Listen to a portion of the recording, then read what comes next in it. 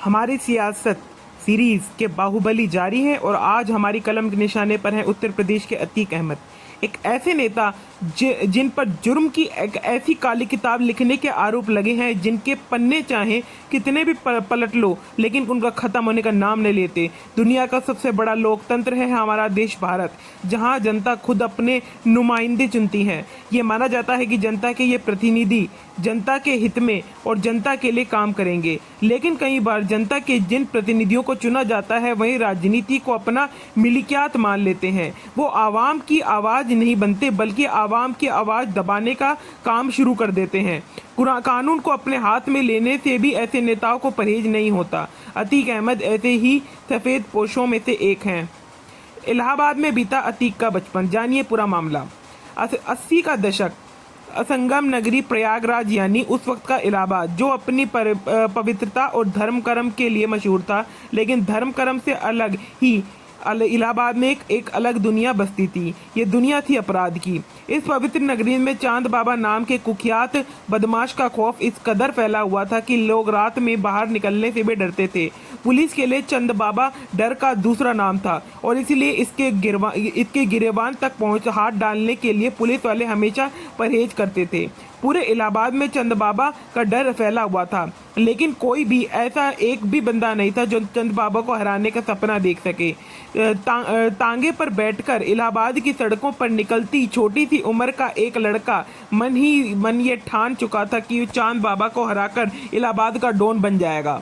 ये लड़का कोई और नहीं बल्कि बाहुबली विधायक अतीक अहमद थे, जिनमें एक वक्त में पूरे राज्य की पुलिस भी घबराती थी। अतीक अहमद की कहानी शुरू होती इलाहाबाद की इन्हीं गोलियों से।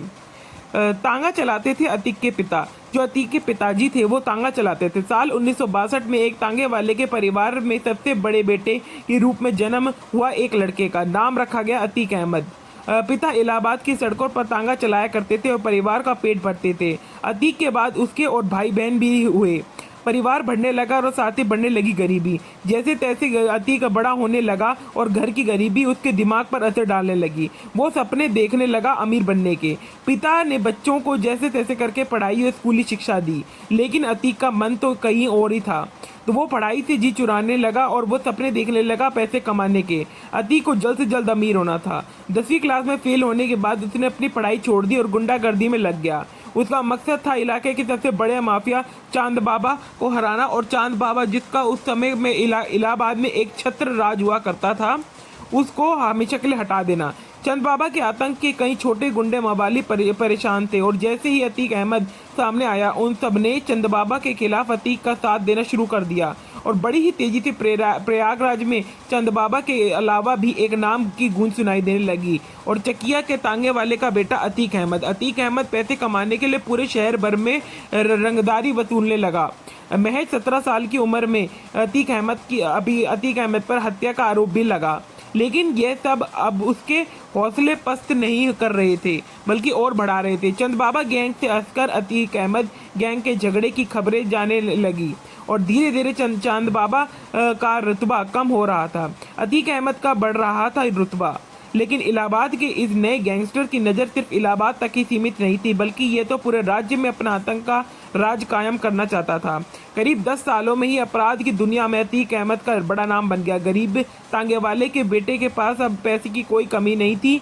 छोटी सी उम्र में अतीक पर 80 से ज़्यादा हत्या की साजिश, रंगदारी, धोखाधड़ी, आर्म्स एक्ट और जैसे कई मामले दर्ज हो चुके थे। उस समय के सभी गैंगस्टर के बीच अतीक की तोती बोलती थी, लेकिन एक चीज़ जो अभी भी अतीक की पहुंच से दूर थी वो थी सत्ता का पावर। अतीक अहमद का 1989 तक बड़ा कद हो चुका था। पुलिस भी अतीक अहमद के नाम से खौफ खाने लगी थी। कई बड़े नेताओं से भी अतीक अहमद का उठना बैठना था। इसीलिए अतीक अहमद को ये समझ में आने लगा कि पैसे के अलावा अगर पावर भी होनी चाहिए तो ही सियासत के शतरंज में खेलना ही होगा। 1989 में अतीक अहमद ने निर्दलीय उम्मीदवार के रूप में इलाहाबाद से पहला चुनाव लड़ा। दूसरी तरफ चांद बाबा भी चुनावी संग्राम में थे, लेकिन जीत मिली अतीक अहमद को।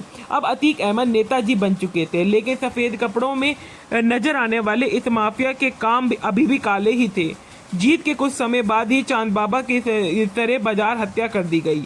आरोप अतीक अहमद पर थे, लेकिन हम इस सब के बावजूद अतीक अहमद की ताकत बढ़ती जा रही थी। अतीक अहमद की ताकत अब इतनी बढ़ चुकी थी कि वे निर्दलीय चुनाव लड़कर जीत हासिल की। 1996 में समाजवादी की पार्टी ने उन्हें टिकट दी और अतीक समाजवादी के पार्टी के विधायक बन गए और सफ़ेद कपड़े में अतीक अहमद शान ही अलग थी। एक तरफ राजनीति का खेल चल रहा था, दूसरी तरफ उन पर पट्टा रंगदारी, भूमाफिया का कारोबारी फैलाने के आरोप बढ़ते जा रहे थे। करोड़ों रुपए की संपत्ति का मालिक बन चुके चकिया का इस लड़के को महंगी विदेशी गाड़ियां को खूब लुभाती थी। अतीक अहमद को हथियार रखने का भी बहुत शौक था और वक्त आ चुका था अब अतीक को अपने सारे शौक पूरे करने का। जब भी अतीक का काफिला निकलता, महंगी गाड़ियां उनके काफिला का हिस्सा होती। 4 बार विधायक बन चुके थे। अतीक अहमद के कब्जे में अरबों के रुपए की जमीन थी। 2004 में अतीक अहमद ने राजनीति में एक नई राह चुनी। 2004 में अपना दल ने फलपुर सीट से अतीक को सांसद का टिकट मिला और अतीक ने इस पर जीत दर्ज भी की।